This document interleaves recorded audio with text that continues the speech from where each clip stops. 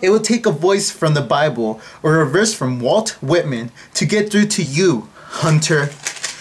Primitive and modern, simple and complicated, 1 part Washington and 4 parts Nimrod.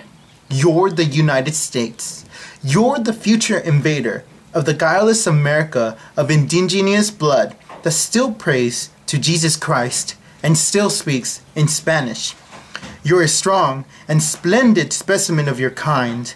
You're cultured. You're skillful. You're the opposite of Tolstoy and breaking horses or slaying tigers. You're an Alexander Nebuchadnezzar. You're a professor of energy, as the madman of today put it. You think that life is a conflagration, that progresses is an eruption, that where you put your bullet, you set the future. No. The United States is powerful and big. When it shudders, a deep earthquake runs down the enormous vertebrae of the Andes. If you cry out, it's heard like the roaring of a lion. Once Hugo said to Grant, "The stars are yours." The Argentinian sun, now dawning, has hardly begun to shine. And the Chilean star is rising. You're rich.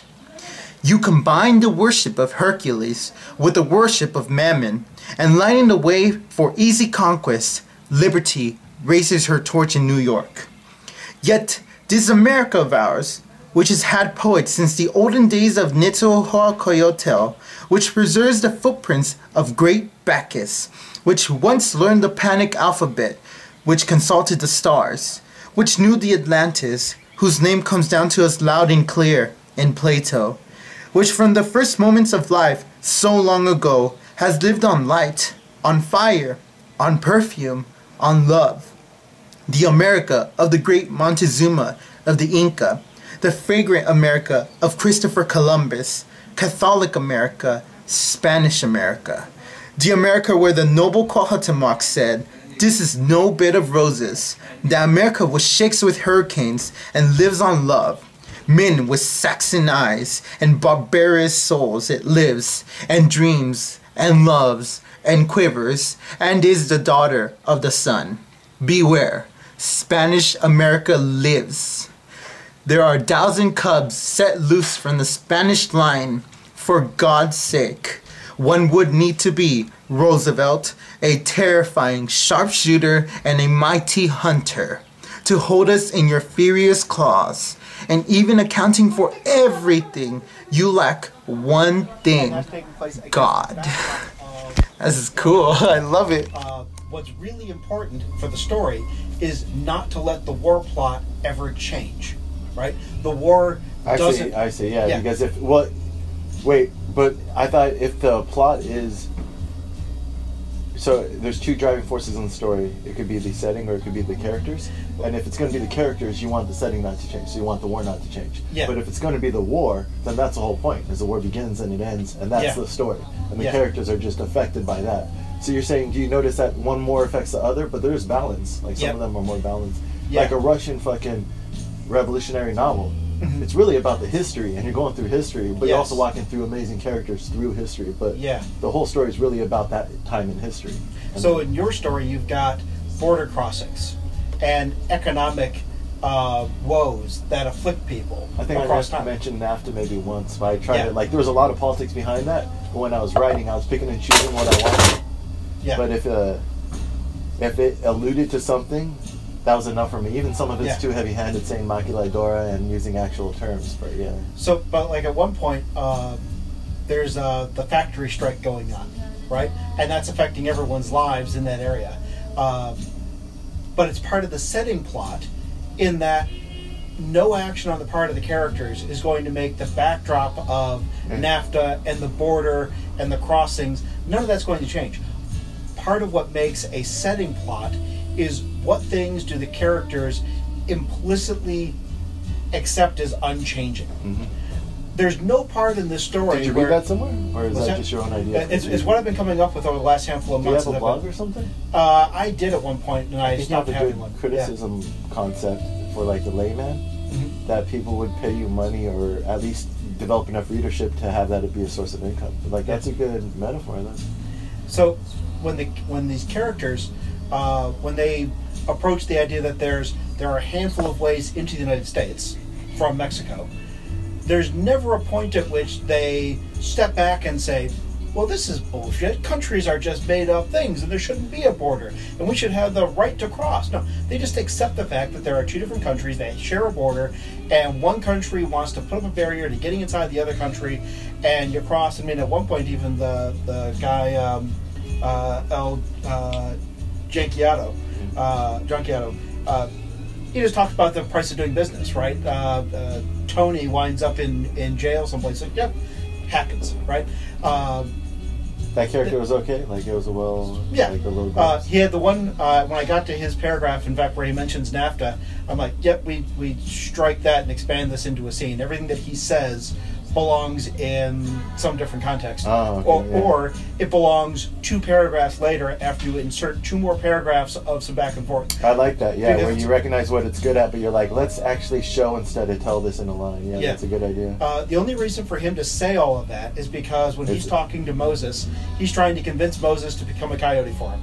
And it is too. You have to outgrow the expository to recognize it as such. Otherwise, yeah, that's why I don't mind reading it now, because like I think I have thicker skin now, but back then I couldn't read my own shit. But now, like, I found that recently, and I hadn't read it for 5 years, and so having that much removed is like, all right, it's not mine anymore. Yeah. So it's like, I think hopefully now I can write and divorce myself from it quicker, but back in my 20s I couldn't at all, and that's really, yeah. So that's too expository. That's cool though. I like the character though, and I like the concept. So. And he performs a vital function. Especially when he's got the 4 minions that are basically with him, and identifying that, look, the current economic circumstances are such that you've got unsafe factories, and again, unsafe factories show up as a thing. There's no point at which the characters step back and say, why can't we just make these factories safe? That never enters anyone's head. That's just a part of the shape of the universe. It's the setting plot running in the background, against which they all have to react. And it's a little bit cartoonish with like the 4 cousins sharing the shack with them, and then the 4 guys at the table. It's like a little silly to have all these examples, so it's sort of acknowledging that they're easy examples to talk about the politics, but like by having them like character like even with the cousins, like there's just separate lines just to give you an image of the cousins, but you have to kind of imagine the rest. Like it's just an idea of like just craziness. Yeah, that's cool. But I mean, so tell me the overall tone. Like, did it seem like an okay story? Like, it was a... Yeah. Feel like you have a beginning, middle, and end?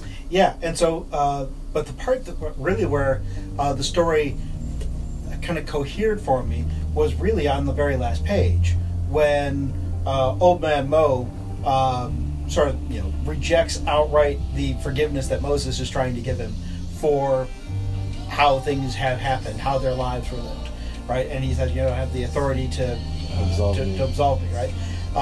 That is where the story crystallized for me, right? Where I see what all of this has been largely about. Because one of the cool bits about seeing the setting plot versus the character plot in the story is you see what you can strip out and place in a different context. Yeah. The story between Moses and Mo could happen independent of the border crossing. All you really need is for some conflict to have taken place, some series of life-altering decisions where Old Man Mo makes some choices against a backdrop that lead to unpleasant results. A split and then a reunion. A split and then a reunion. And Moses reacting against the exact same backdrop and making a different set of choices that results. That's the best compliment you could give someone, though, is to like say that like at the very end it crystallized, because that's really what you're trying to do. Is if you like, especially like that was the intention, to give a lot of vagueness, but at the end there's a clarity, like why? Because it's sort of like life when you reflect and you say that makes sense in retrospect. It's like you kind of understand the relationship.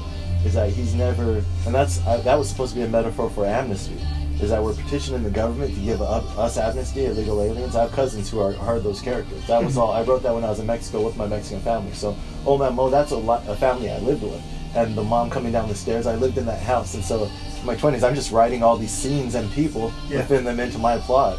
And that's what I'm looking at now. It's like a time capsule. But like, what we seek isn't always either what we seek and always going to give us what we thought it would give us. And so by being a pastor now, feels like he's walking the life. We're all living the intentions of our father figures, but our parents perhaps didn't know themselves well enough to lay out that correct path for us. So it's like we're worshiping ghosts of ghosts of ghosts, but is anyone stopping to realize if they're on the true path and if their intentions are true, and then clarify that with the family? And so you have like the father did what he thought he should do, and now is questioning that, and now he sees his son trying to please him, and he's like, I don't. He's sort of like, that's how families get isolated, especially in that border crossing situation, is that you have catastrophe, and then the generations kind of get separated, and you give your parents, and you see that in the second, third generation Mexicans, they give their parents respect, but it's like, what was their plan? Come in here, and then things didn't quite work out like they should. Sometimes they do, but when they don't, and then that second and third generation, it's like they kind of like, there's like a skip to it, and it's almost indiscernible, but like, that's not like a happy family at the end. Are they integrated? What are they? Like, are they, and then the wife, so I don't know if you picked up like the wife, what was going on with her. I was going to make it more magical realism, so like she was putting her hands in the sink without the gloves. She's essentially immune to the heat. Exactly, she's immune to pain because she I guess the plot's supposed to be she sold herself for the papers to that one guy in order to cross the Raphael. So we're never quite sure what Raphael's deal was, right? I mean, it was very clear that a lot of their conversation about the produce was meant to be coded for immigration and getting across, but we never quite see exactly what happens. But then the papers show up out of nowhere, and he kind of was saying, if there's one line in there, if I could get your family across if you weren't so stubborn. It's like he's kind of propositioning her, be with me and I'll help you out. Usually so the idea is they're at this border town and there's all these predatory elements. You can get across if you do this or that. So Raphael is one of those, and that's why he mentioned Junkiado. Because they all kind of know each other. They're all rivals of one sort or another. And he's the one, and this is where you might be like, well, Shaz, like, expand on this world more then, because maybe if 10% of your readership gets it, that's great, but like, you can have a couple more scenes where more people get it, and also now you can expand on these other guys. And that's what maybe the other chapters, I noticed this is so dense because I was supposed to have fucking 6 more versions of this, expanding on each one of these, so you're going to get more about Junkiado. All these guys, this world was going to grow out, and then it was going to converge back onto the May Day March in LA, that a lot of these guys showed up at this rally for, in May 2006, there was immigration marches, and they were the biggest in the nation's history to that point. And I went there with my cousins, and it was like, that'd be cool, all these little characters from the story all kind of are in LA, and all like, and then you see what it's all about really. It's all about like these people, I don't know, having their interactions with the border are affecting their dignity in some way. But it's still kind of, But I mean, but the first thing is if it's not engaging from beginning, middle, and end with an actual story with. So that's the first thing you have to execute on. So if like the character seemed like, if it was interesting enough to read, right? It was interesting enough to read, and there are bits that happen within the narrative that, and you said it wasn't science fiction, but magical realism, exactly. But one of the things I keep pointing out, especially to like horror writers who will want to write vampires or whatever, right? I'm like, you really do need to step back and check out some just basic literary fiction stories. Like, imagine someone's written a story about a family from Afghanistan that became refugees in the United States, and they've now set up as farmers in some small Iowa town, right? That's a great premise right there. Right? So think about this. So when you give this novel to a reader, wherever the hell they happen to be from, they have ideas in their head as to what Afghan farmers are like. They have ideas in their head for what Iowa farmers are like. They have an expectation about how this interaction is going to go off. Whatever your story is about the Afghan farmers and the Iowa farmers is very like vampires. Horror readers have read 18,000 vampire stories, right? And some vampires can walk in the sunlight and some can't. Some can eat garlic and some can't abide garlic. You got to answer those questions quick. You have to, and every reader is certain that they know everything they need to know about vampires. In the same way that some readers are like, I know everything I need to know about Afghani farmers. Some readers are going, I know everything I need to know about Mexicans crossing the border. Imagine handing this story to one of the most redneck, Trump-supporting, build-the-wall readers, and asking them to read the story. The minute they encounter Mo and the church and the factories in Mexico, they know everything they need to know. And it's like trying to give a horror writer who knows that vampires combust in sunlight a story about vampires who walk in the sun and sparkle, right? They are going to reject the story out of hand because they know everything they need to know about the experience of Mexican migrants across the border, right? So one question is, how much effort as a horror writer do you want to put into making your sparkly vampires work for a hardcore vampires can't walk in sunlight do you want story? to add a sentence or two of expository explaining it just to like add? So then if they're not going to buy into your lore anyways, into your canon, there's no reason to. Yeah, and so that's where your prologue narrator can do some heavy lifting, right? Mm-hmm. Because that's the guy. Well, like what you said earlier, you identified him as a separate character, and now I look at him as a tool. Whereas before, I just thought, how else are you going to start a story? But now I'm like, no, this is the tool. I can pick him up again, and like be like, all right, this needs a little bit more exposition, or maybe we need to do a commentary. Yeah. But removed from the reader, like, yeah. So, the job he can do, the job that narrator voice can do, is specifying something about the border town. For example, I didn't recognize the border town as a distinct location until well into the narrative. Until I think the... in fact, I didn't recognize they were in the border town when she has her first contact with Raphael in the narrative. Mm-hmm. All I had was Mexico and U.S. That's where the timestamp might actually help, because that might be the fastest, easiest way, least intrusive into the story.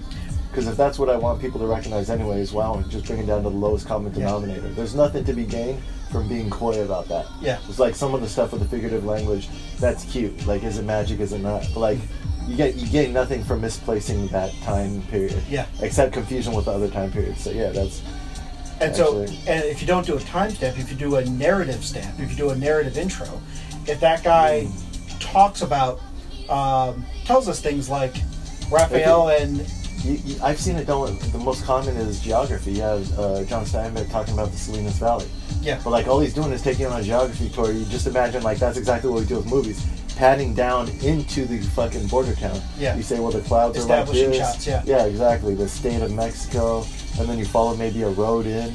Or you follow geographic area, you follow an animal. But I've been reading narratives where I'm like, this is just a clever way to get us where you want us. Like, you're following this bird in flight, and then it lands somewhere, and you're like, you're just following the camera to where the...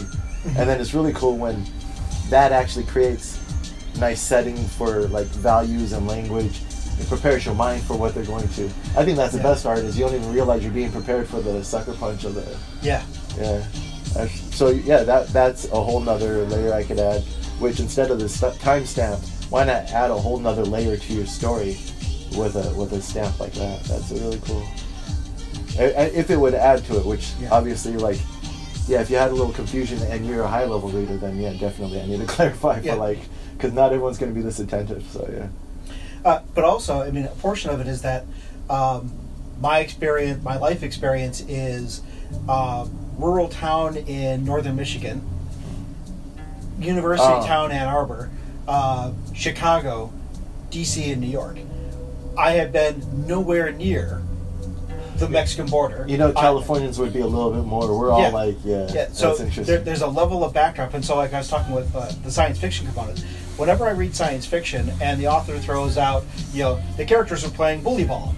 All right, so all I do is I float bully ball up into the air, and I just let it hang there until they tell me what the hell bully ball is. Right? Yeah. There's a lot of content where there are words that I don't know the definition of, and I can pull out a phone and ask, what's this word? Or I can just hang it and let's see if this comes around. Science fiction does that, and then it plays with you because it knows you're doing that. Yeah. So it'll throw some stuff up there that like are actual real terms, or like I think in Brave New World they had saxophone instead of saxophone. You're like, is that a misspelling or is this something we should actually? And then later on it's resolved.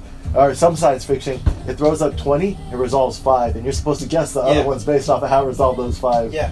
So someone who's had an experience of living in Mexico, living in a border town, crossing border, living in California, a lot of this is going to be, you've done this, right? It'll be the equivalent of a Chicago-based writer doing a detective story mentioning Halsted Street, mentioning Boys Town, and talking about the Sears Tower, and like, all right, I know not only where I am but when I am, because you're talking about the Sears Tower, you've been not the in Willis Chicago Tower. for a minute. You understand 16 the years. city? Yeah.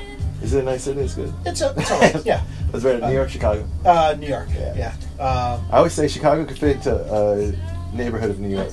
Yeah. So my friend was asking me where I was staying in New York, and so I said I was in this area of Brooklyn, and she goes, so where is that? You know, give me an idea of what it would be like in Chicago. I'm like, there aren't analogs here.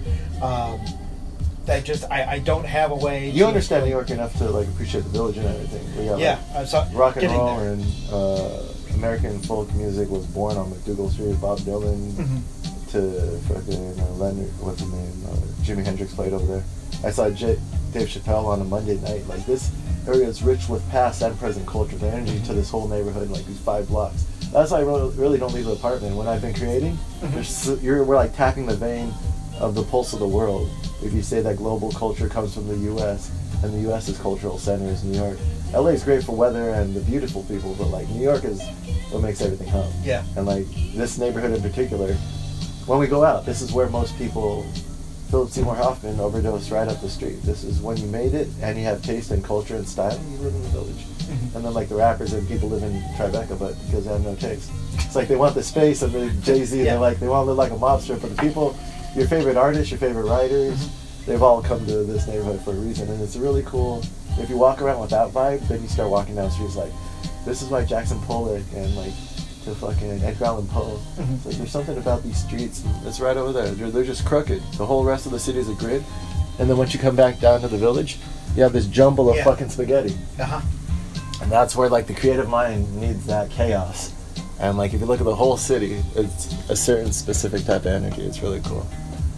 But I like what you were saying. So you've got the relationship between Moses and Mo. And then there's the relationship between Moses and Jacob, and a different relationship between Moses and Levi, right? If I understand the story correctly, Levi stayed behind in Mexico, has not come to the U.S., and he runs a church. At a certain point, he's got sufficient means, either financial or contacts, that he could help Moses cross the border, and for reasons unspecified, Moses can't ask him for that help. Yeah, it's brother shit. So clearly, I mean, all I did was tag that as brother shit, bad history, and whether or not, I mean, there are readers who are going to say, I really need to know that story. Don't fucking did you see? You saw when they were younger and they were kids, right? Yeah. I was like, what type of man are you going to be? Moses was like independent of his father. Levi was like being forced to go to church as a young boy. So it's like they broke into paths in their life, and especially around Christians. When you're not in the church and then your life goes bad, people from the church kind of look down on you like, yeah, it's because you don't believe. Yeah. So it's like when you don't want to accept their help because it would be admitting that you were wrong to leave the church. Yeah. And that's like just subtle Christian shit you can't really explain, but you sort of get like why people get bitchier. Yeah.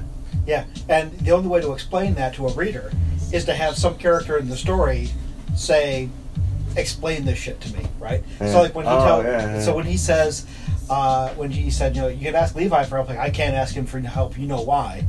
That would be the point where someone looks back and says, no, explain to me why. Yeah. And then force him to admit up front, say, look, it's all about this thing, and I don't want to have to go back and hear. Because you never really want to voice over emotions. You want to show them, but then it's okay to have another character to ask for expository. And there are ways in which to ask for expository information, right? So if you start telling me about life in the poorest area of the border town, and you say, and then of course there was the bit about the gummy bears. I'm like, what's the bit about the gummy bears? Well, you know about the gummy bears. I really don't know about the gummy bears. You're going to have to back up and put in. That's me just saying I'm fucking ignorant and I don't know. Right. But let's say I did know about the gummy bears, right? So you're telling me about the gummy bears, and I know about the gummy bears, and you know about the gummy bears. I don't have to tell you about the gummy bears. Now I want you to actually confront the gummy bears and tell me why the gummy bears are fucking stopping you from doing a thing. There's different ways to get that out of someone too. It's like, what if she, in trying to comfort him, this is a, because I also love like different types of dialogue that aren't your typical dialogue in stories. In real life, your loved one might try to comfort you in a way that you understand they love you, but it's not quite right, and then you have to set them straight. It's like, I know you love me, but you don't quite get what's going on because it's not your family. So she actually comes in with like, look at I know how you're feeling and it's like this and it's better. And then he has to like kind of, well, and he wouldn't normally correct her, but now because he's drunk or he's mad, and those are the fights that we get into as human beings. We're like, because you're a little bit pissed off, you take it out on them, but you take what was coming from a good place in them and say, well, actually, you wouldn't understand because my family is like this, and that's one of the problems is you don't get me. Now you're pushing the whole world out, and now you have it as it's elevating the stakes in the relationship, furthering the plot emotionally, but you've also included really great expository. Yeah. That's a really good. You could have expository and dialogue as a form of heightening the drama within the dialogue within the. Yeah, I guess that's one of the ways to read a story is like, did you have good expository or bad, and then you find out whether because those are mechanical things you could correct. Nothing to do with the plot, everything else. That's like if you have the bones are good there, you're just adding to it now. Like you're adding clay or taking away clay. Yeah. That's cool. That's a completely different reading because that takes a fine grained. Because then you also, like you said, read to see if the sentences stack up, which is a very light. Like, does this just feel good to? That sometimes I read out loud just to like. Should be easy to read out loud. Yeah, there was a story I was reading at the open mic in Chicago, and I turned the page, and I started the page, and I realized I don't want to subject an audience to this, and so I took my pen and I scratched out the whole page, scratched out half a page, and then continued reading. And it's like a on the fly 2.5 page. This is crap exposition that would just was it your story? Yeah, it was my story. It was like I written the story, I edited the story, I read the story aloud to practice. But in front of people, your critical editor finally came out. That's good though. You slayed the ego. Subject these people to this. That's the problem though. I mean, what's the balance? Because you have to be a critical, like you have to kill that ego if you're writing for readership. Really, that's what's so hard about writing. It's not the writing. The writing takes the ego. You have to believe you're so important that you deserve 100,000 words to be put in someone else's head. It's like when I gave that to my cousin who I based it on, the illegal part of my family, they were like, where'd you get all those words? Like he was literally asking me like, where'd you think of all these words? So you have to have a big ego to do that. But then when you're editing down for readership, now you have to get rid of that guy and be like, what is everyone else like? And is this approachable? And not even in a way that you want to do mass market. It's just that any form of the truth that's mature is a form of collective truth that we're all just a part of. So have I gathered enough of that collective truth? Because if it just holds your truth, then you have an audience of one and that's great, but you're only... So it doesn't have to be for the mass readership because the mass readership is often behind that collective truth. That collective truth exists beyond our... Currently our society is dumbed down so much, I wouldn't trust most of what's in the popular culture. But there's some people, like, I don't know if you watch many movies, but some movies recently where I'm like, there's still popular art that's being made towards that collective truth, which once we get into a better age, I think will be appreciated even more because they'll be like, wow, you're actually making commentary on that culture you were a part of while still winning accolades within it. But like, I mean, that's like the golden ideal is to make popular art that also subscribes to universal truths. But yeah, so like it's really hard to kill that ego guy who put the words on paper, but then you're sitting there in front of the audience and you're like, this isn't that cool. Recognizing who the important people are in the scenario. Right? When you're writing it, you're the important one. But that's when you're subjecting other people to it, they're the important ones. That's a much better way to put that. Yeah, there's a, but yeah, that's why that litmus test of like just entertaining, read it out loud, and when people's interest wanes, and then sometimes people just have short attention spans. That's all, man. Like if you don't have the attention span to get through, the first 20 pages of like exposition and like some really epic thing. Like it doesn't have to be boring, but some stuff takes a slower speed. I'll try to give stuff like even if I feel a little bored, depends on how good I think it is. I'll give it like more of my attention to try to hook me. There was a radio show I was listening to once, and there were these two guys who were talking about music from when they were kids. And so when they were kids, music came out in vinyl albums and they had to play it on a little phonograph thing. And they couldn't afford but like one record a month. Right? So they get their allowance together and the two guys go off and they buy this record and they get the record and it's horrible. They start playing it and they hate it. But they point out, since you could only afford one, you played it. And you played it so much over and over again you liked it. That you start to like it. And then they realize, this is genius. And so the question from the outside is it in fact genius that it took you a long time to recognize? Or was it just that you bludgeoned yourself with it so much that you thought it was genius? Hard to know. I feel it has depth, because in order to, it could be bad with depth, and then you just start appreciating because you start analyzing it. But, well, I mean, I guess now you can analyze anything, because if it's simple, you'll add depth to it, because you have to acknowledge what the human mind is. It's a pattern recognition machine. Mm-hmm. So I can't really say that something simple we won't find patterns in. We'll find, because you've seen it, internet meme cultures, that's what that is. We find patterns and we create culture based off of anything that we repeat long. That's why I'm trying to take an energy audit where I'm auditing what I put into my mind and my body, and that's why the cell phone and stuff. Yeah. Because you can't justify it the other way around, because whatever you're meditating on, you're rationalizing. So don't think that I'm only meditating on good stuff because I feel good. It's like, no, you're just rationalizing feel good, but like there's other, I'm trying to, it's like, does the action come before the thought comes before the action? And you have to believe that the action comes before the thought, or else you're not in control of your life. You have to believe that, all right, through the right actions and through the right habits and lifestyles, you're cultivating good thoughts. Because otherwise, if you think too much about mood and that other stuff, then you're just following your impulses. And that's what, I mean, so sometimes when you don't feel right, what do you do when you don't feel right? You don't sit there and try to change your emotions. I try to change my actions. I'm like I slept in that bed. I was like, man, I'm all fucking like angry and neck twist. I need a good night's sleep, and I feel amazing. Interesting shit. Oh, no, that was random.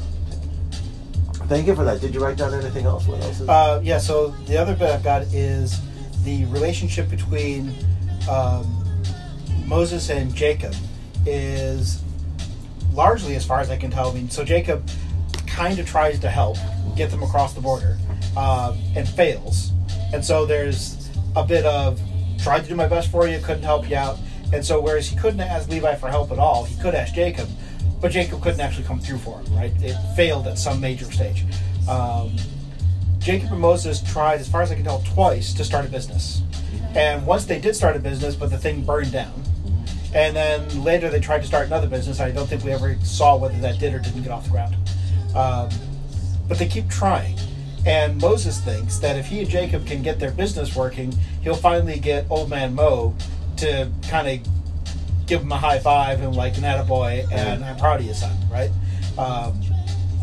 And because they started the business and it burned down, apparently either he didn't get the attaboy before it burned down, or the burning down wrecked the attaboy or something, right? So he was still waiting for that moment to happen when he finally gets his business working, apparently in California, right? So one of the questions I had as I was kind of working through the different relationships, and maybe it's entirely caught up in the naming conventions, but these are real people. Yeah. There's old man Mo, Moses, and his son Moses. Yeah. This is a real family. Yeah. So, hilarious. Moses and old man Mo have a conflict, and it's hard to know whether or not old man Mo sees the same conflict that Moses sees, right? It's entirely possible for Moses to go through his whole life thinking that his old man looks down on him and spits on him and hasn't got anything good to say about him, and he's trying mightily to get old man Mo to be proud of him. Meanwhile, old man Mo thinks the world of the kid and can't figure out how he got so lucky to have such an ambitious kid who's doing a fantastic job. Right? Yeah, possibly sometimes like an older man is aloof, but not out of judgment, but out of protection. Yeah. That's like the old Irishman. It's just like, yeah, well, you're on your own path, and I'm not going to interfere with something I don't see as that fucked up. Yeah. But like if they talk to you, they're all gruff, but it's like they're there, aren't they? They're like, they're listening to you, aren't they? That's enough. That's their form of affection. Yeah. So at the same time, I never get a sense in the course of the narrative that Moses has an opinion about Jacob's relationship with old man Mo or Levi's relationship with old man Mo, right? My conversations with real people who have talked about their families will routinely focus on how their siblings and their parents got along. And in some way, they're like, I wish that my parents treated me as good as they treat my younger brother. My parents think my younger brother is just the cat's meow, and they always give me the shit. And then you talk to the younger brother, yeah, my parents always thought the best of my older brother, and they just gave me nothing but shit. And so you're talking to two different people who've got two different lenses on the exact same growing up experience, right? But at no point do I ever get from Moses his thoughts about Jacob and Old Man Mo or Levi and Old Man Mo. I don't even have enough material on which to draw an inference about those things. And I don't know if that's just a cultural bit, whether I expect to see that interaction, I expect to hear Moses complain about it, or talk about it, look up to it, want it, not want it. That's what I think back then, like when I was first writing, I was just leaving everything vague. And then like I think now I have a better understanding or more tools to tell a story, but back then I didn't want to commit as much because I hated writing that was overly descriptive, because that's not literary. And so, but I was super subtle, so I didn't want to talk about what people were thinking, just try to show action, and then you're supposed to infer. And so the same thing, everything became super minimalistic. So you get like a little bit of, but then also because it was supposed to be a part of a bigger story where eventually you have enough little pieces to piece it together for yourself. So that all maybe was supposed to be like later expository. I mean, just later plot. There were going to be other characters, so like there'd be more of a Jacob one or a Levi one. Yeah. That girl got the least, I think Maria, the youngest girl who had the rubber band gun, and she later on was smoking in the room above Levi when he was talking to him. Then you have that image of just her in the room, like. Yeah. And I just mentioned she lifts up a pipe, like it's just like it's supposed to be just little subtle images of like where the camera's going. And that's just how I guess I learned how to write, is you imagine it in your head and then you just describe it. But then that's your choices in writing, isn't it, describing. So you have the scene, but now you can write it 20 different ways depending on how you're feeling. So you just allow are we going to follow her hand? Are we coming in on her? Are we describing her eyes? Yeah. Maybe we're describing it in a way that she's faceless. Yeah. And that's when you realize the beauty of writing is like, if you like movies, well, in writing, you have all the best camera angles, all the best lighting, sound, any of your senses. You control everything, and all it takes is 2 words to all of a sudden put the camera here, or to put the camera inside their body, and all of a sudden there's indigestion and there's cramps, and now we're like, we are her, like. And so at that point, if you want to have Maria's inner world, you've got the choice of having a disembodied narrator say, and what Maria was thinking about was how she got indigestion and how smoking, made her guts feel better, or you can have Maria doing the voiceover saying, my guts were hurting because I'd had bad cramps and so I was smoking and I felt better. Or you can get inside Maria's head and get the stream of consciousness of Maria thinking, man, I wish my guts would feel better, I'll smoke this and I'll feel better. Right? All these different ways to get Maria's thoughts if you need the reader to have them. Right? So if you need me as the reader to know that Moses hates Levi, at least in part because Old Man Mo gave Levi more praise as they were growing up, then you can actually have Moses' stream of consciousness, and he looks at Levi's pictures like, man, he got all the great things. Did you get it when Levi was talking and he just sort of dropped the phone, he looked up to the sky, and then he picked the phone back up and Levi was still talking? No, I missed that component. So that's something that and that's just maybe me I have to describe it more. So that's what it is. Like, I have to compare what people get from what I was trying to convey, and if they didn't get it, but like, it's a good concept. Is Levi was talking to him, and then that would have clarified the relationship. He was talking to him, and I wanted to have it where like he's talking to him, and then he isn't, instead of arguing, if you've ever done this on the phone, you just kind of drop it, and he just looked up at the sky, and then you had a couple sentences of him in his own head, and then you had the dialogue come back up from the dash, and he's like, yeah, I know. So it's that type of disrespect. Not a hard one, but like if your mom's nagging at you, and you're just like, I want to get in a fight, but I just need a break, and then you come back into the conversation, they didn't even notice it on their end. And then that tells you something about the relationship. If I could describe that scene better where you get that would... So maybe a couple of the characterization scenes, I just have to expand upon it. But if I know my intentions behind it, that's still a really good concept. That's enough to characterize a right? That would tell you enough about the relationship. And it tells you at least how it is. Even if it doesn't tell you how it got there. Exactly. Right? No, how it got there is the point of the novel, is to see all these little actions in their lives led to them. I like stories like that, where you just get one small scene of a childhood, and then later on, it's like Brokeback Mountain was like that. It was a lot of time. You've seen that movie? A lot of time period. But never saw. It's a great movie. I mean, it was expanded from a short story. It's one of those movies where like I don't really like gay or identity politics movies that are about the identity, but this was just a love story. So like, and it was gay enough that like it couldn't have been a straight love story. But it was one of the only gay love stories that all actually, like Romeo and Juliet, it was a nice, and I'm not saying it was epic, but it was a well-constructed story. Like, I believed it. And I'm not, you know, for a straight person to believe a gay romance is kind of hard. But like, I mentioned that because one of the problems I had with it, but then one of the ways it told the story well was there was a lot of time that passes. So there'll be a scene, and then like now they're doing it the next year, and then there's a series of years they meet up. But they did it in such a way that like you believe if you do a scene, well, that's all you need from that time period. That tells you who they were at that time. And with this, like, or I mean like with anything, like I think that's really cool. For what movies have you, a movie you've seen recently that's like a good example? Where they do snippets across time? Yeah. I think. Do you like movies at all? Because movies. Oh yeah. So I've been since I've been in the city, I've been going to the movies or to a play once, twice, 3 times a week. There's so many good independent cinemas around here. And then when I'm elsewhere, I'll watch on like Amazon or Netflix. Maybe we'll get a movie. I'd love to watch a fucking artsy movie with you. You have a good critique. Thanks. Have you ever written criticism for culture? Not for publication anywhere. Because that's a different type of writing. You want to do your fantasy thing, but you already have this. Like this is like, I mean, I don't know. I'd have to read more and talk to you more, but like, if you could get this out, that's like sellable writing right there, and that's cool to fucking. The more you write for a living, or even if you don't get paid but you have a readership, the better writer you become just by writing consistently, right? Yeah, and getting people saying, "Oh yeah, I love that thing," and it puts it in perspective. You do that for a year, it's like, wow, I've written fucking 100,000 words just in my criticism.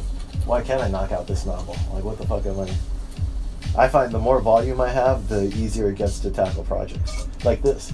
It's like I could fucking write a 20-page short story if I could write a 100-page part of a novel. And right now I'm practicing video editing, which is a bitch. Like every hour of content, it's like 4 to 6 hours of editing. So it destroys your body. It's like, that's when you realize that that's why you need a team. Yeah. You can't shoot and edit everything yourself. But, I mean, what movies do you, So trying to think. So what was the last movie that I watched? What day is today? Today is Tuesday. You might only be a good literary critic. Yeah. Today's Tuesday, so you see Black Panther? Saw Black Panther. That was a well-written movie, right? Yeah, it was a well-constructed movie. Yeah, there we go. That's a good way to put it. Because I will always argue about the politics of shit, but I was like, at the end, I was like, I have to give him credit, though. It was a good movie. Like, the characters and the fucking arcs. And I gotta say, I mean, I know that they worked their asses off on every part of this film. But the end product looked effortless. Yeah. It looked like the kind of thing that an accomplished writer could simply toss off as, oh yeah, I just did that thing yesterday, right?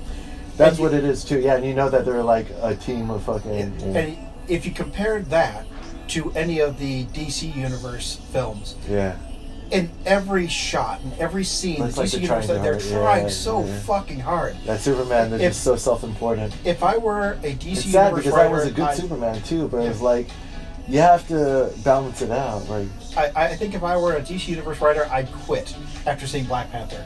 And I gotta think, there's no... You know what it is? When you had the humor of the fucking monkey tribe, was like, we needed a little bit of... When, like, I don't know if your audience laughed when he was fucking with the white guy, but Get Out had that.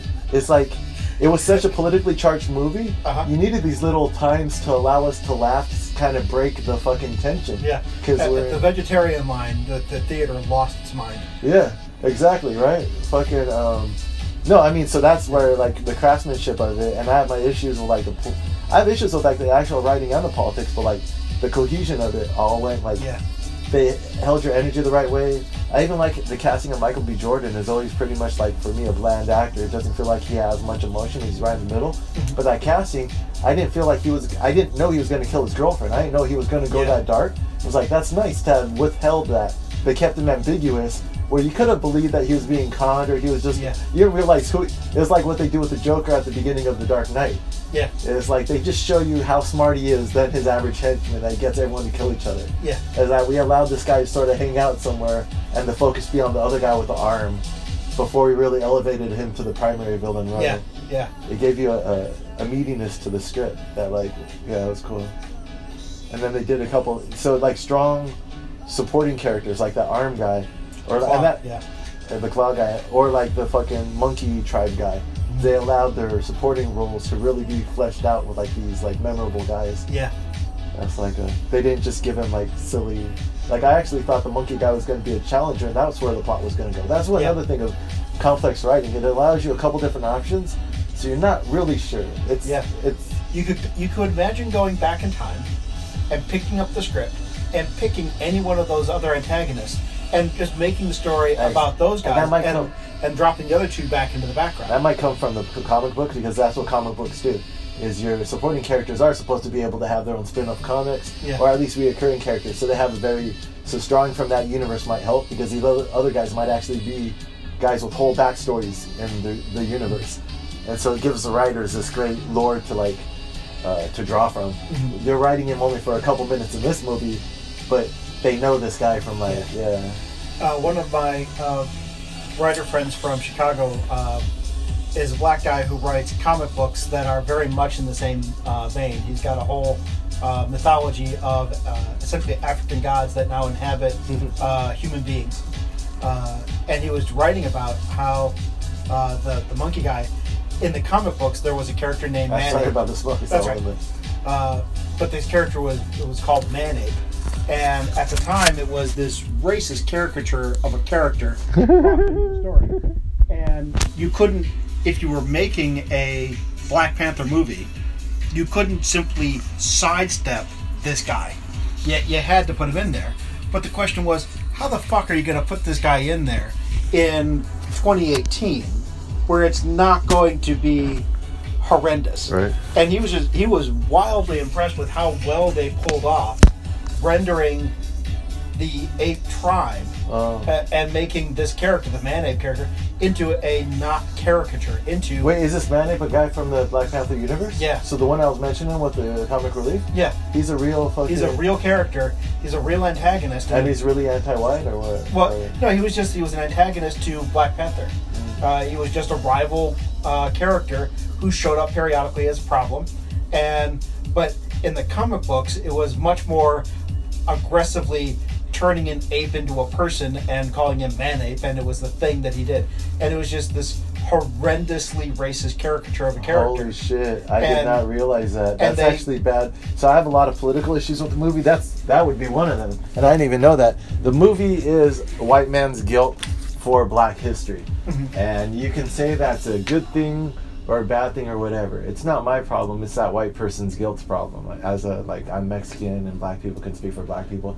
I have one great grandfather who's black. You say this because you have to preface it, because a black person will tell me, what do you know about my experience? I know 1/32 or whatever that ratio is. Yes. So it's not my tribe. I'm on the outer ring. I'm a part of that tribe in the very smallest respect. Now someone like you or someone else, very white, black people might say, you have nothing to say to us. Yeah. Whatever. You can think that way, you can think other ways, but I have a right to at least say something. And that something is that you, in telling your story, has to originate from your story. If that's the defense you're using to keep people out from criticizing, then use the same logic for yourself. That's not your story. It's a white... Jack Kirby's a great guy. He invented Superman, all that shit. He's an amazing comic book writer. But he did not understand the black experience. And just because he felt guilty enough to say, I have black friends, why aren't I... That's his story. I have black friends, why aren't I writing a black comic? So he decided to write one for the blacks. Yeah, great intention, but that's, that doesn't tell the experience. And that's how you get Manape. Because it's Jack, you probably had racist parents, you had a racist culture, definitely. That's why you don't write other people's stories, because your subconscious racism and your other shit, you're going to put your problems into the stories. And the greatest writers always say, all of the goodness is of my own, or was it all the goodness is from others, but the faults are my own. You own the faults, because that's really the only thing that's really yours. Because the goodness is that universal truth we all share. Yeah. That's a really interesting way to put it. Our only uniqueness is our faults. So it was faulted from the beginning, and I didn't even know about the Manape guy, but this is just another addition to my argument. Yeah, of course, some fucking subconsciously racist dude, he could only go as far as Black Panther. Here's your dignity as I envision it, but then every supporting character comes out of this racist unconscious. It gets worse and worse with everyone. The fucking... So that was my issue, is that you see a lot of subconscious bullshit that and it's sad because people, if they look at it, and so I was relating that to my sister, because she dates a black guy. and he doesn't want to hear my opinion because they were rallying behind it because it's supporting the culture, because it looks like you. But it's like, your dignity shouldn't reside in fiction. And so what I did is I read this book about the Congo, and I've been reading more about African history, and then I'm finding stories in there. I have a friend like that. He wants to write he's working on a TV pilot idea about the Moors in North Africa. But real history has some great examples, but that's what they put it in fiction, and then it becomes really weird. Like Wakanda is like, because then you have to solve all these, like the same thing you do with any, like the writer's mind will recognize these connections that'll take the readership longer. Like if it's a super high technology, super rich country in Africa, why doesn't it help its neighbors? And now you have to say, well, it's because it's isolationist. But that's in such contrast to the real history. You have to choose one or the other. You have to ignore, like, Africa's just been colonized by oppressors from without for so long.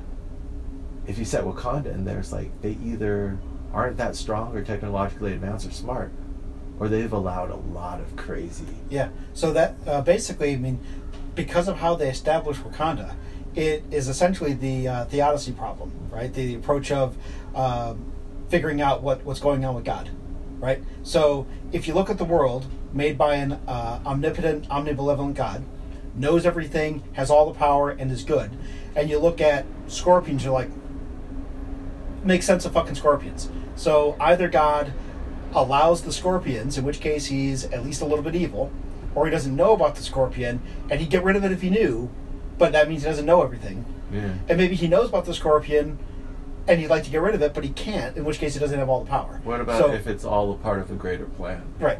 So at that point, that's the only argument that theodicy can bring in for counter. It's like, look, what looks evil to you isn't evil. God knows more than you. Theodicy as one word. Yeah, theodicy. Not the Odyssey. No, I was like, how does the Homer... So theodicy is the term used for explaining God's nature against a world that would appear to be problematic if you assert the existence of an all-knowing, all-powerful, all-benevolent God. And it's like, all right, so how do you explain the real world in contrast with this figure that you created? So in Wakanda, you've got this all-powerful, super technological nation. It'll follow the same logic. And it'll follow the same logic. And they clearly know everything about what's going on in the world. They've got spies out in the world and so on. They've been tracking. And yet, and they would hold themselves up as being a utopian society. So they have all this power, they have all this knowledge, and they're good people. And yet, right outside the borders of their little shell, they've allowed the rest of the world to continue on this horror show. That's just one problem with it, and we'll get back to that problem. I just wanted to point out real quick when you said they have spies and other stuff. Yeah. Where this is actually coming from. In order to make a movie like this, anything about the military, the CIA, stuff like that, you have to give them your script, and they sign off on it. So whether they're actually the ones writing the script or they're just the ones influencing it, there's a reason. It's like state-supporting propaganda. Like one of the main guys was a CIA guy, and he helped them defend the African village, when actually the CIA has a history of colonization in Africa, as do most of like the Western countries. They call it the scramble for Africa. Yeah. So you took the real historical villains and made them the good guys, and then also the Wakandans have the spies, and the way they go. What do they do if they're not doing the plot in this movie? It seems like they're going around the world looking for the vibranium and fucking people up for it. Yeah. So it's like they're operating a lot like CIA. Like, what's the difference between that and a James Bond movie or a fucking Mission Impossible movie? It's like these are just lazy writing tropes of the modern nation-state propaganda system, which tells you that there has to be some sort of bureaucracy that keeps you safe by enacting violence upon the world, which explains what you see in the news every day, which is violence being enacted upon the world for your own safety. Only in reality, it's being enacted upon the world to secure markets for global corporations, which hide behind their civilian citizens as basically human shields. And we're seeing that more and more because we're the ones getting blown up by the terrorism. We're the ones reaping the profit. Can't tell that story though, because that's reality. So you have, and so it all becomes like, now it's not just Jack Kirby's guilt that we're having to deal with, which is not a real African narrative, but now it's a support the state and your, like, what is the CIA but a paramilitary organization? Paramilitary, you have the military, which is an overt military, overt fight and win land wars machine, for the Army and the Navy and Air Force. What is the CIA's mission? Intelligence. It's just, no, they're operations. Yeah. And it's just really interesting. That's the state of the world. I would love to live in a world in which we created cultural stories that reflected the state of the world, because I feel like when you do the opposite and you reflect power structures, it's a form of psychosis, and that's where you get a lot of this funny behavior and these funny, like what we were talking about, school shootings. Because these kids have modeled at an early age a really funny way of the world, which doesn't reflect reality. It reflects the power structures who want a hold of them. And I'm not even saying, some people say, well, you think there's a conspiracy? I think there's multiple power structures. There's a reason why the school wants you to believe a certain way, you know? All the textbooks, they're not quite accurate. Yeah. And then colleges, and then companies. The only people who have a clear head are like people who own their own business, who buy the space, or like what you're doing. You're like kind of off the... Yeah, I'm significantly off the grid. Yeah. So you could take a step back and think about things objectively, or else you're caught up in the interests of others. And then everyone's interests just sort of push you a certain way. And even in real estate, after 5 years, I'm starting to realize, thinking a certain way, I didn't really like that dude. And I was like, I want to take a step back and question what I believe and where I got those ideas. And then, so, go ahead. I, because it's so new, in the last handful of months, I've been thinking about the notion of setting plots and character plots. Everything keeps showing up and going in, being viewed through this lens, right?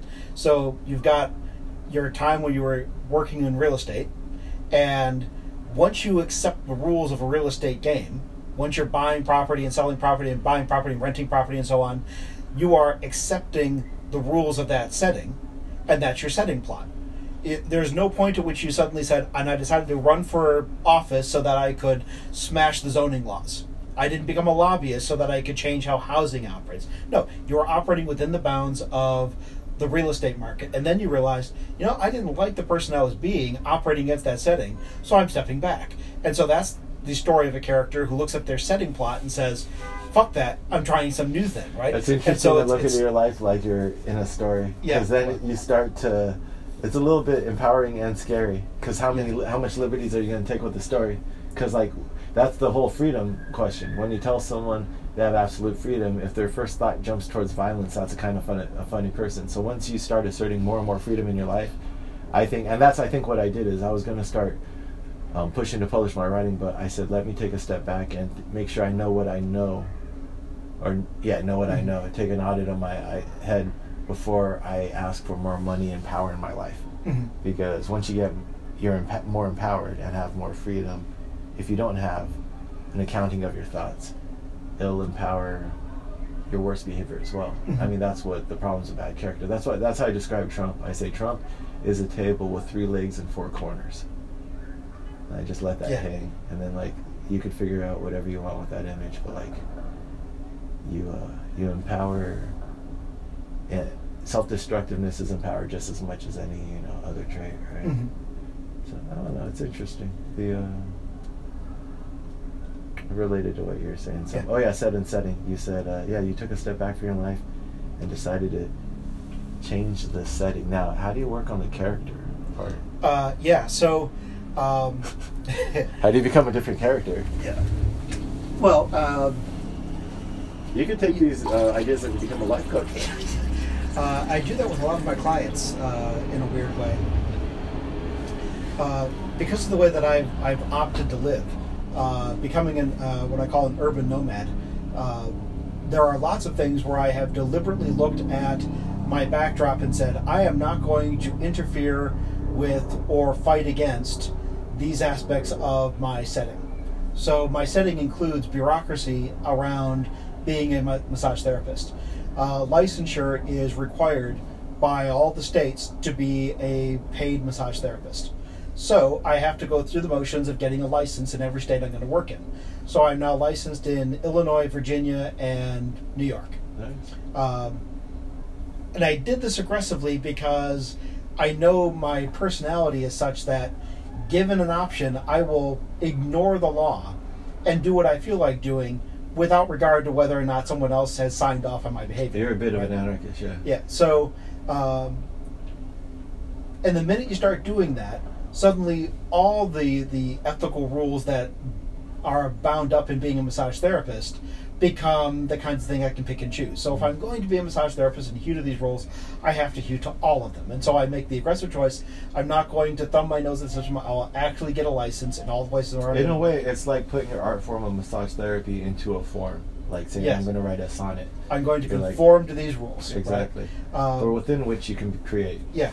And so, but outside of that, I have looked at all the other components of life and that people would think of as being a normal life. And I've decided which bits I choose to have, and it turns out that I don't want any of them. So I don't have bills to pay. And if you don't have bills to pay, there are things you can't have. You can't have an apartment if you refuse to sign a lease and get rent. You can't have electricity if you refuse to get an electric bill. So anything I'm going to power, I have to find some public utility to supply power to my gear. I have a prepaid cell phone, so if I want my phone to work, I have to go pay money into that system. But I refuse to have a bill.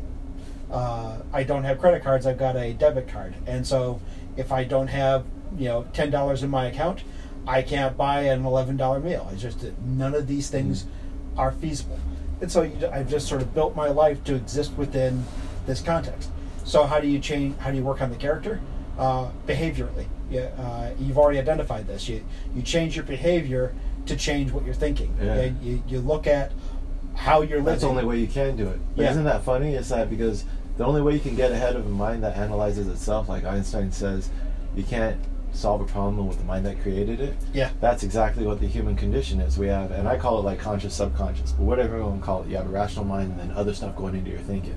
So you know that if you stay in your head, you'll walk yourself in circles, especially a smart mind. I think that's the first thing a smart mind has to recognize is that it could fool itself. So the first thing you do is humble yourself. All right, if I really believe I'm that smart, I'm also my worst enemy. Yeah. So then how do you do that feedback to correct that? Is through the actions. The actions put you in certain frames of reference. And that's also why the fasting idea with hunger, but also with energy, is if you want to take an audit of your mind, stop the input. And then you'll be left with what's left, which is your programming. Yeah. So actually, like, that's what I did in December. I stopped eating as much. I had like a bagel a day at a point, laying down, thinking, but then being conscious of what thoughts I was getting. And really just like let everything just exhaust itself. Because I was interneting a lot and other stuff. It was like, are these really my thoughts, or am I just consuming and regurgitating and bouncing off of a lot of other intention? And if you think of any brain as being a machine, and it is, and what you do is you have an input bin, and you just dump a bunch of ideas into the input bin, and then there's a little conveyor belt on the outside, and it's producing gobbets of things. We're data experiencing data. You're a collection of data, your memories are data, now you're experiencing new data, and your sense of self is that mesh between the two. Everything you've experienced to that point, and everything filtering through that mesh. And then it's just lighting up with your sense of self. Yeah. So all the little gobbets coming out the other end are your thoughts. And if you discover that you don't like the product of your thoughts, one of the first things to do is to figure out what's going on in the machine. And one of the ways to do that, since you can't actually open the casing, is to go to that input bin and just cut off the input bin, put a little filter over the top, and say, what's this machine produce once you've cut off the input stream? You got to come in from the action side backwards. That's interesting. That's like any sort of meditative practice is coming in from the action side backwards into your back door. And that's what I call mushrooms and psychedelics are opening the back door straight ahead. So mushrooms will just put you right into your basic programming, but if you haven't looked at it in a while, it could scare some people. But like if you're pretty familiar, I always go back to the same couple questions, same couple feelings, and I've cried a couple times because you get back to your core truths and realize if you've diverted a little bit, and that's when you feel a little bit emotional, because you have to decide, am I going to go back to my core truths, or am I going to try to live outside them? And that can be very stressful. That's but yeah, if you're having that type of dialogue, no matter where you are on the path, I think that's a good way to live. Even if like you've just started or whatever, or if you've got a long fucking, I don't know, it's interesting. It's a good how to correct that character. Not correct, because not in like a moral sense, but just like, everyone should be living the life they want to live, right? So. It's the thing I keep telling clients, and we talk about sort of life coaching, but I saw New York 11 years ago and fell in love with it on sight. I came out of Penn Station, and like if I'd seen this before I saw Chicago, I moved here instead. The energy here is something else. Right? And I desperately wanted to move, but I couldn't pull it off. I was a brand new massage therapist. I would need to get 300 more hours of school to get my license. So I'm like, how could I possibly move into one of the more expensive places to live and get the school, get the license, get all? I couldn't do it, so I didn't do it. And then a year and a half ago, I came in again to see Hamilton, and fell in love with the city all over again. But this time I'm like, I'm working in DC. It's like 3 hours away. I can bump up my work there and happily move. And so I did. And it's been so fantastic. I routinely experience some degree of remorse over not having moved sooner. You saw Hamilton? Yeah. What was it? It was awesome. It was as good a show as everyone says it is. Right. Because I heard that it's not just good music, good story, and good set design. Like, it's innovative. Yeah. It's really an impressive show. I really enjoyed it. So I was talking to a client this last time in DC, and she had just gone with her guy to London for a trip. And she loves London. She identifies it as feeding her soul. And she can't wait to go back again. I said, so at what point are you going to move to London? She goes, oh, I'd love to move to London. And I said, you should immediately devote all of your time, effort, and attention to moving to London. Yeah. And she goes, why? I'm like, because you have already identified it feeds your soul. You have no idea how huge a benefit it is to have the universe visit you with this is what I really want. Mm-hmm. Most people wander through their lives and they never get the clear message from their gut saying, move here, do this. That's the girl you're supposed to marry. I was in Santa Cruz, California once visiting a friend, and I was like, why don't I live here? Because I was just looking at the ocean out of a coffee shop window. Mm-hmm. And then I drove back home, packed up my car, and moved there that weekend. Yeah. I was just like, why not live where you want to be living? Exactly. So like that's how I feel in this room. Like right now with the light and shit, like this is a very nice once you find that, you hold on to it. Yeah. And the minute you discover, oh hey, this isn't as great as it was before, and I really like that other thing, far as I'm concerned, you discard the thing that you spent the last 10 years building and go to the new thing. Right? It's bundled up into how I live, right? I mean, I took my 3,000 books and turned them into ebooks. I packed everything up in a backpack. I do not want to have, at any point, this cumbersome shell of a life that means I have to stay put because I can't afford to move. Exactly. Well, there's a balance between that and a rich life because you're living like a nomad, but husbandry is a real advancement in human societies. Yeah. Like being able to stay in one place and cultivate a life. Yeah. But I think there's a balance between the two, and our society has plenty of one, so it's okay for you to use the other. Yeah, like whenever you want to settle down somewhere, you could pay $200, and now you have a 24-hour workspace over here. Yeah. There's plenty of fucking city life to dip back into whenever you want. Just add an Airbnb longer. Yeah. Yeah. I do appear to have, and this will be true until it ceases to be true, but I get antsy if I'm in the same place for longer than 4 days. 4 days? Yeah. So about 4 days in, I'm like, all right, don't want to be here anymore. And it doesn't matter, really, apparently, how nice the place is, how crappy the place is. About 4 days in, I'm done. Different Airbnb every time? Yeah. So I do a 4-day stint, and then I do a 10-day stint. And so far, about midway through that 10-day stint, I start getting kind of irritated being there and having to go back there and so on. So, I mean, for the last couple months I've been thinking I really just need to break that 10-day stint up into 2 5-days and migrate from one spot to the other. Even if all I do is haul 5 blocks from point A to point B, I just cannot stay in the same spot. Different Airbnbs, that's cool. Different spots. So how does this Airbnb feel compared to other ones? It's one of the better ones, right? Yeah. As evidenced by the fact that I'm voluntarily simply hanging about. Right? Dude, I should take a picture. You look pretty cool right there. The light in this room is fucking epic. Yes. So there's so much going on in the space, right? You've got all of this stuff in here, and you can imagine if someone was doing like a set design for a TV show or a movie. They come in and they build this space out. And they would just toss things in here and there. But like everything that's even up on this board. Okay, check it out. Look at the light. It's fucking epic. Oh, that's cool. Yeah. I got a couple of reaction shots. I got your arms wide and small. I can animate it. I'll send them to you or something. Oh yeah, this board is. Yeah. This is a short stories I sketched out. But I was like, you know what? During the summer, I was like, I'm going to do some writing. This is my apartment I'm supposed to get all my writing out from. And then I was like, I took a day or two to sketch that out, and I was like, fuck, I don't got the time to write this. This is going to take 6 months. So I just, it was on my note cards. I was like, I'll put it up there because I know it's a safe place for it. And when I have to erase it, I'll have to fucking work on it then. So it's just holding space. But everything is in some way deliberate. It got here because you had a purpose for it.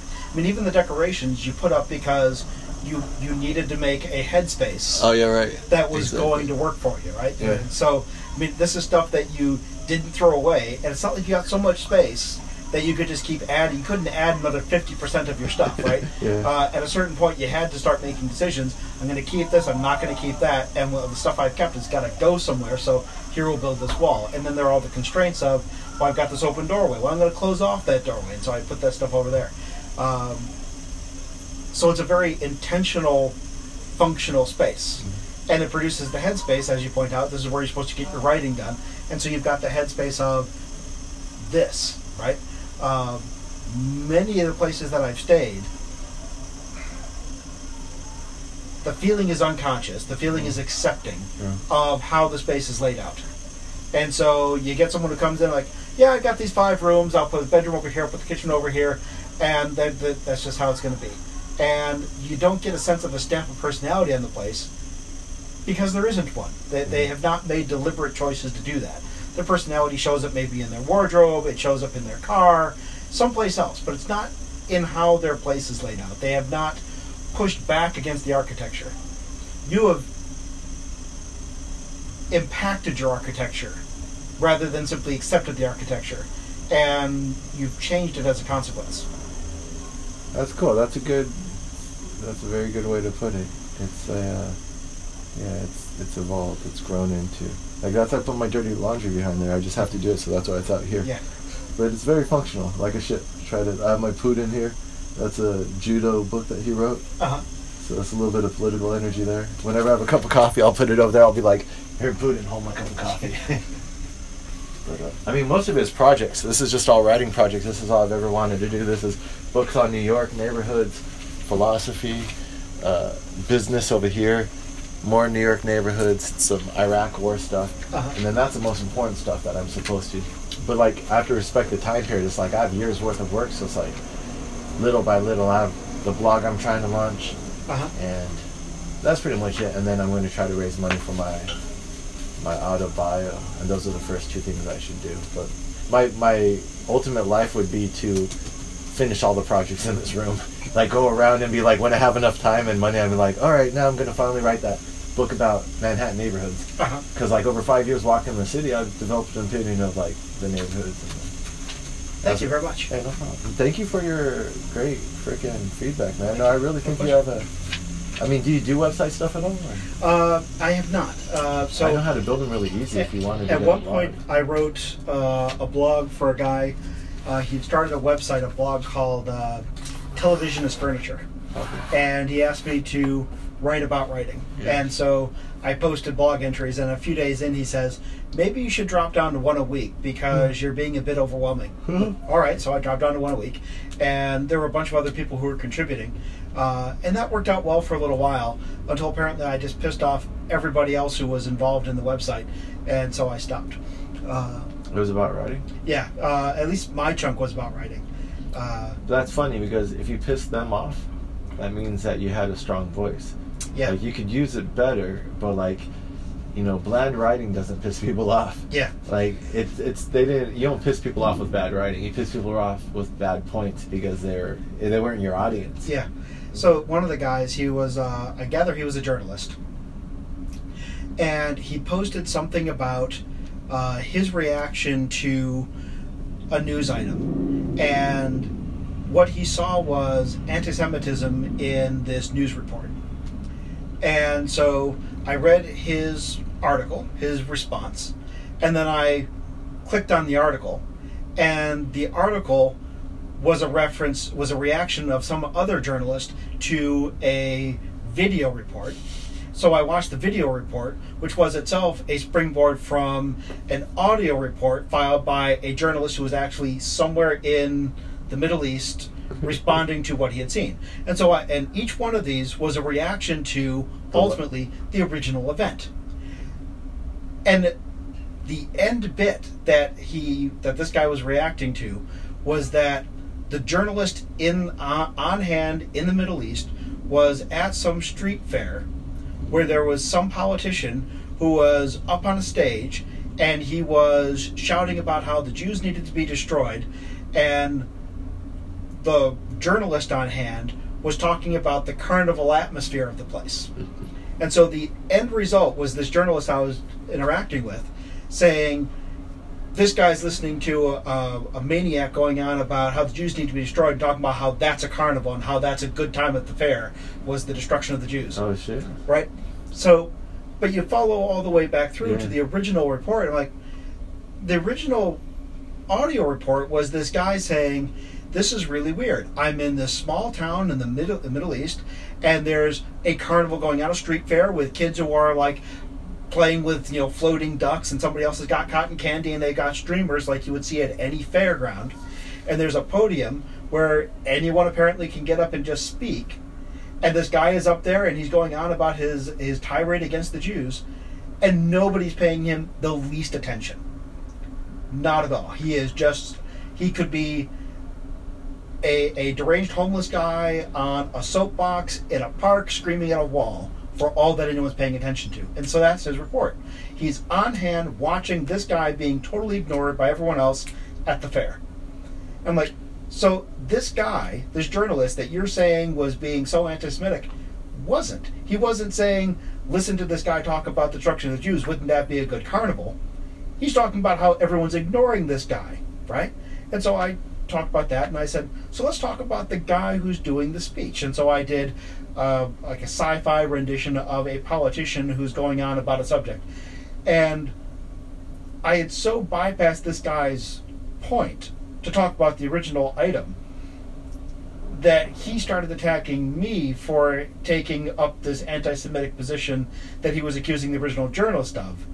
And like we're talking about with identity politics, his statement was, if you were Jewish, you would understand this point. I'm like, I think I came up with a good way to diffuse that, is that, like, if you're going to exclude people from the conversation, then just do it consistently. Like, don't then take people outside the identity, don't take their talking points. If it's really an internal conversation, keep it internal. But the fact that we're discussing it means that it probably is leaked out in the real world, which justifies everyone in the real world giving their commentary. Yeah. You can't have it both ways. You can't have Black Panther be, we can only talk about it if we're black, and yet we want the whole world to support it and see and praise black culture. It's like, if you're going to have, so if you're going to talk about anti-Semitism, which is a real thing, then you live in a world in which we all have to be able to talk about Judaism. Yeah. Or else we can only talk about not killing you, but we can't talk about relating to your culture. Well, no fucking wonder people kill you. No, that's terrible. But like, fucking, you gotta, you can't play the identity card as a means to control the discussion, because that's not fair. Yeah.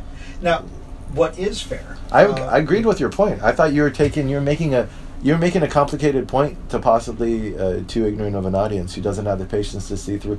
Like when you talk about my writing, like you have the ability to construct multi-point, complicated conversation like you would write. That's what writers do, I notice. The more I would write, the more when I come up with a point to talk to someone, I come up with a subpoint and a subpoint, and sometimes it's long, but if I trust myself and give myself time, I could actually wrap it up, because when you write, that's exactly what you're doing on the page. Yeah. Sometimes you get lost, especially when you smoke weed and shit, but like, I see the way that you think, and it's like a writer with multifaceted defense for the logic behind it. So if they didn't appreciate it, they might just be, some people can't create those complex arguments, nor can they follow them. Yeah. So yeah.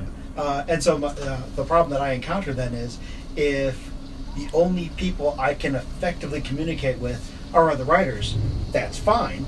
Perfectly happy finding an audience of other writers. No, just but it does mean that I've got a restricted audience, right? No, because that's the language that money moves in. That's why people love me as a broker. They're like, just from a couple emails, they're like, oh my gosh, I love to work with you. And they're like, yeah, I just noticed that you could construct logical sentences. We have a lot of like these foreigners, like people who are really aggressive, but they don't really even know punctuation. But on top of that, like I found that like instead of holding back, I was always intense for a lot of people in life, but then you grow into yourself.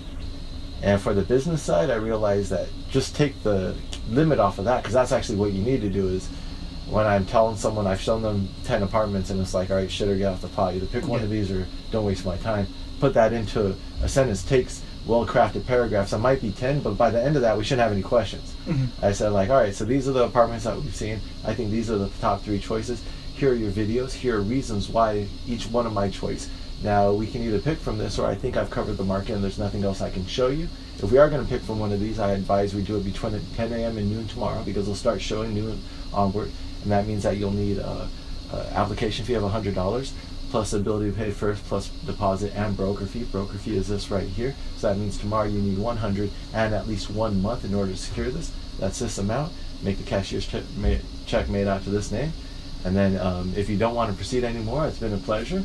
But if you do, let's touch base 10 a.m. to noon. But there shouldn't be any questions, because if we're going to proceed, I've answered every question on how we're going to do it. And now I'm just reading your reaction on, like, it gets all the bullshit out.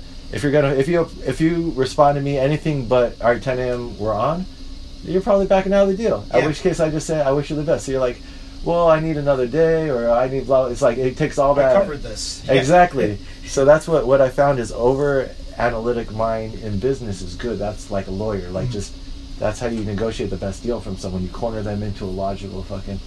But verbally it's a little hard. But those are the good storytellers, aren't they? Yeah. Where every part of the story is just in that creative. Like Dave Chappelle. Did you watch his recent specials? He takes a punchline. He says sometimes he'll just write punchlines down and then pull them out of a fishbowl. Okay. And try to make a joke about it. And he says, "Kick her in the pussy." And then he talks, and the rest of the special. Okay. That's his last lines of the special too. He wrapped the whole special into. So it's like a good storyteller is that. Where else is that skill? But I was saying, so criticism, the way you were talking about my writing is like, that's, people like, even about movies, Roger Ebert, I don't know if you, they make good arguments, that's why there's good critics, they make good arguments for what they believe. Yeah. So that way, even if you don't agree with them, you understand where they got their opinion from. And the value of a decent critic and a good, decent, consistent critic is that whether or not you agree with them, you've got a pretty good idea where their opinion rests with you, right? Yeah. So if they say, this is a great movie, you're like, well, I'm going to love that film because they liked it. Or if you find a critic that you hate and you disagree with every time, like, this is a great film, I'm going to stay away from that thing. Or if they say they hated it because of all the things you love for it. Yes. You're like, yeah, that's what... A good critic is so logical that you don't have to agree with them to appreciate their opinion. Yeah. Because they map out enough honest geography of culture that you know where they're at, and they claim where they're at, but they've seen... Yeah. And especially if they can reference other films along the way and say, and this was done better in this film, and it was done worse in this film, and this character, because then that gives you, again, just more gauges. Signposts, yeah. When I read Yelp reviews for restaurants, I get routinely irritated. Like, I really do wish when someone says, this is the best Indian food I've ever had. I'm like, could you possibly give me some idea as to what other Indian food you've had? Because, you know... that might be handy information to have, because I don't know you. I don't know what you think the best Indian food is. Halal trucks and stuff like that. That's why I asked you good movies you've read recently. Yeah, or you've seen recently. Yeah, just try. Still haven't. You see Moonlight? No, not seen Moonlight. Well shot and well. That was like good on a lot of parts. What about Lady Bird? Wanted to see Lady Bird, never got around to it. I don't think it's still in the theater.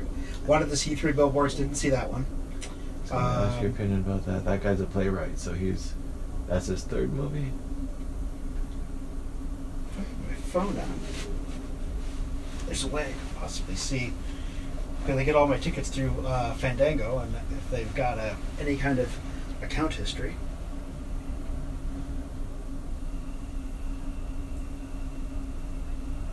Stop that. You saw Black Panther.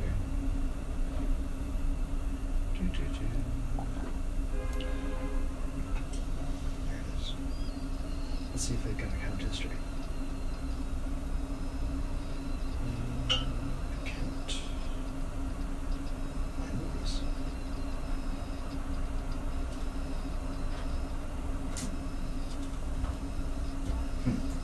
These are movies you want to see, not movies you have seen. Messages. Purchase tickets. Alright. I saw Annihilation, Black Panther, Winchester, The Post, Jumanji. That's kind of an odd one for me to see. I must have been just desperate to see anything, and I happened to be there. Star Wars, The Shape of Water, Thor, Happy Death Day, The Killing of a Sacred Deer, Blade Runner, Kingsman. What do you think about Blade Runner? I enjoyed it, but I was... Was it slow? No. I mean, no, it wasn't slow, especially when you contrast with the original Blade Runner, right? So if you walk into Blade Runner knowing what you're looking for and you don't get it, well, you know, you should have paid attention. No, Blade Runner irritated me out of all proportion. Have you seen? No.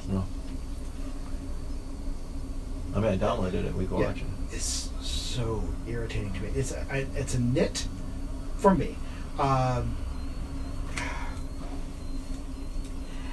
Main character has a girlfriend. The girlfriend is an artificial intelligence that is installed in the computer system that lives in his apartment. There's a projector system in the apartment that will project a hologram of the girlfriend in the apartment. So he comes in and he gets his food, but she's going to bring him a special meal that she made for him, and so it shows the woman standing there and she sets down this plate over the image of his food, and so that's his interaction with his artificially intelligent computer system girlfriend, right? The hologram is merely a presentation of the girlfriend from the AI living in the computer system. The projectors are inside the apartment, so if he walks out onto the balcony, she can't go with him. He has gotten her a birthday present.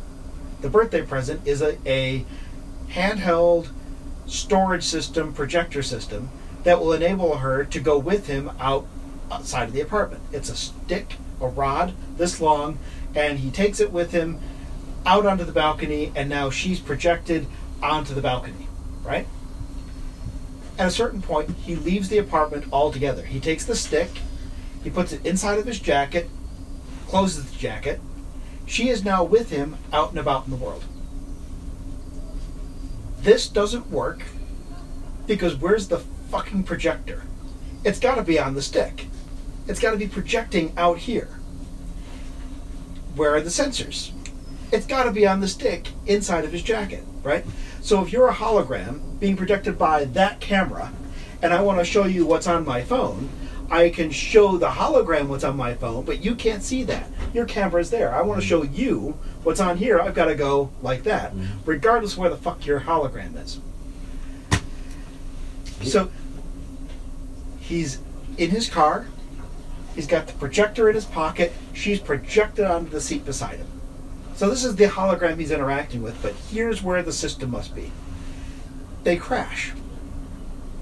The hologram appears on the outside of the car.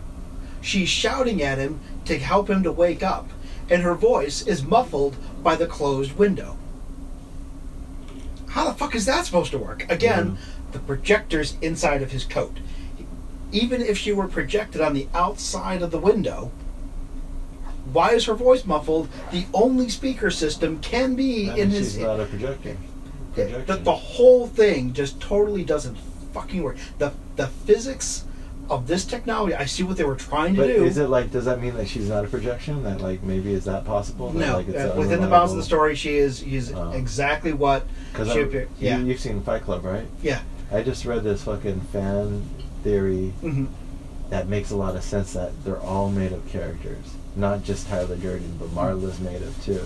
Okay. And I actually believe it. Have you heard of that one before? No, but that tracks because of course no one else interacts with her either. It blew my mind. Yeah. It actually fits a lot, and then you start to see David Fincher's at the very last shot.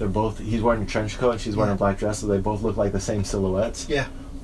And then you realize that her interactions with Tyler might be two personalities fighting for dominance in his brain. Yeah. And as soon as and then the guy he makes a very good point. I don't think that, but then he brings up that everyone, the fucking Bob guy who got shot, was made up. Because you could just think that it's just a crazy movie and this was just like a terrorist type, like 12 Monkeys type, they're just an narco-terrorist. But it kind of fits that it was all in his head. He points out that there is no Paper Street, because Paper Street is actually a street that's only on a map, but it doesn't exist in real life.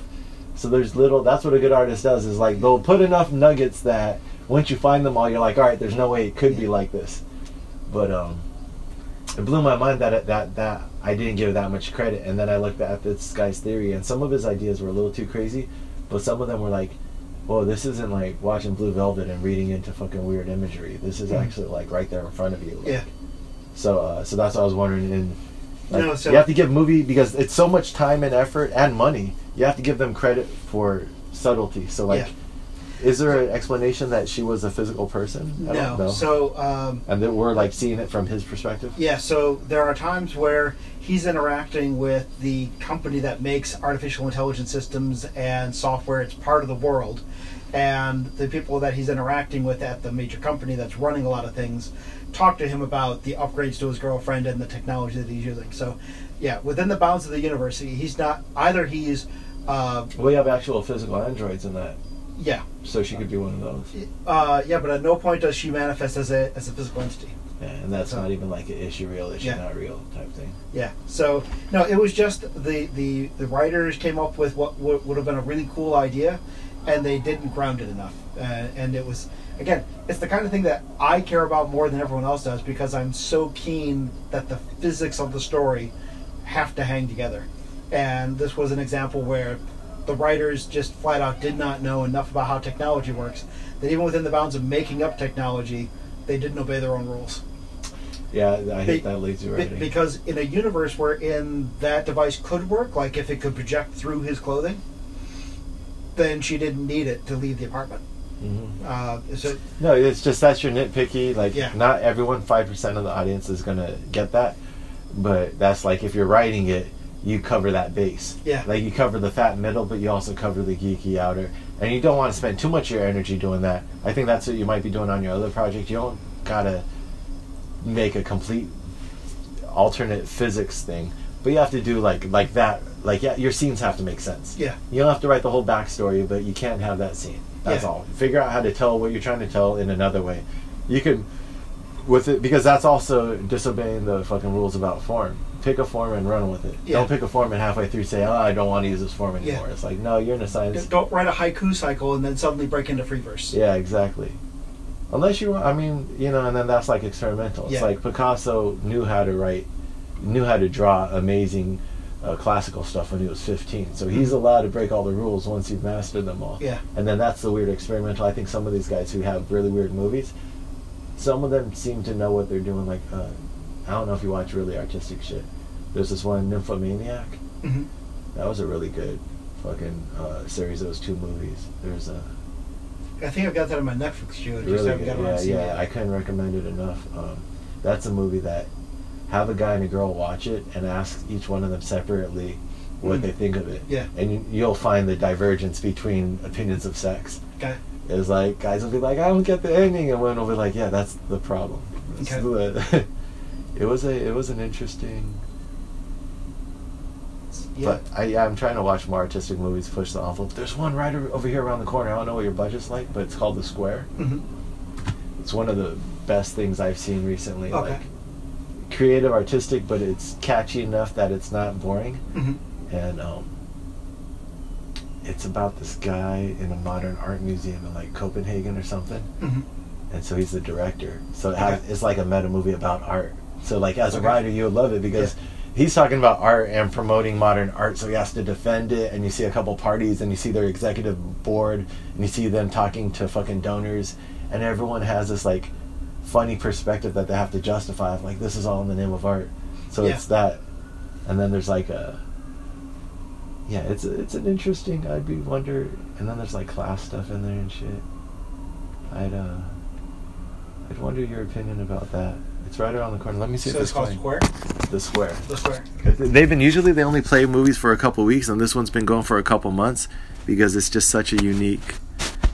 I think it's like one of the better independent films they've had. It's still obviously drawn people. IFC right around the corner is one of the best places.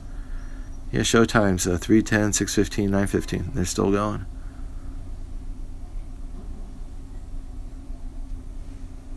3:10 is actually starting now. There you go. You could catch it within the next 5 minutes if that was your story. I got 5-10 minutes of previews. That'd be crazy. You're like, all right, I ain't got nothing else going on. I've gotta hit the gym so I can swap out clothes if nothing else. Oh shit! What gym? 24-hour fitness. Oh, you keep a locker over there? Yeah. So that's hilarious. Yeah. So. Do they do your laundry? Yeah. So I paid. So I paid for the locker, and so normally when you go in, they've got the regular lockers and you use it while you're there and then you leave. But I paid for a locker so I could keep workout clothes there. And that comes with laundry service. So you finish up workout, toss it in the sack, toss it in the laundry, and when you show up next, it's all clean. So I realized at one point that because I can throw my workout clothes and street clothes in, and they'll wash them, so long as I go every day, I just swap out dirty clothes for clean clothes, and I never have any laundry. That's hilarious, man. That's crazy. But at the cost of, I've got to make sure I go to the gym every day. Yeah, yeah, exactly. That's why you're like, I'm like, this dude doesn't look like he's a gym fanatic, but you have to do your laundry. You swap out your laundry. But if I'm going to do the laundry, I got to go to the gym. That's smart. Yeah. That's really interesting. So I started that plan last month, or last time I was here, and so I went on Tuesday, ran for an hour, got 6 kilometers in. Went in Wednesday, ran for an hour, 6 kilometers. Went in Thursday. My clothes hadn't shown up yet from Tuesday, Wednesday, so I'm like, hey, what's going on with my clothes? So I got another laundry bag, got another pair of sweatpants, ran for an hour. When I woke up on Friday, I walked as far as the coffee shop and realized that my adductors were not interested in walking or running because I had run 3 days in a row. And so I'm like, right, this is why people, when they're doing workouts, they vary the workout day by day. So have to do that now. I learned it a little bit. You can go do a sauna day. Yeah. Sometimes I'll go to the gym and just hang out. A good portion of the objective is to, in fact, do the workouts because this is the second time I've had a 5-floor walk-up.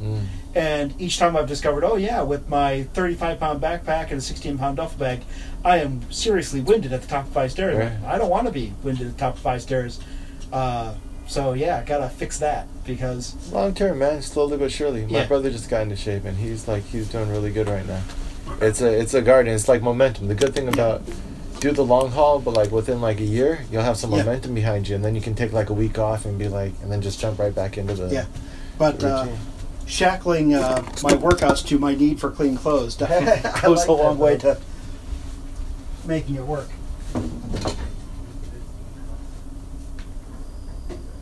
Some writing myself. I've got some good ideas from our discussion. I appreciate it, man. My pleasure.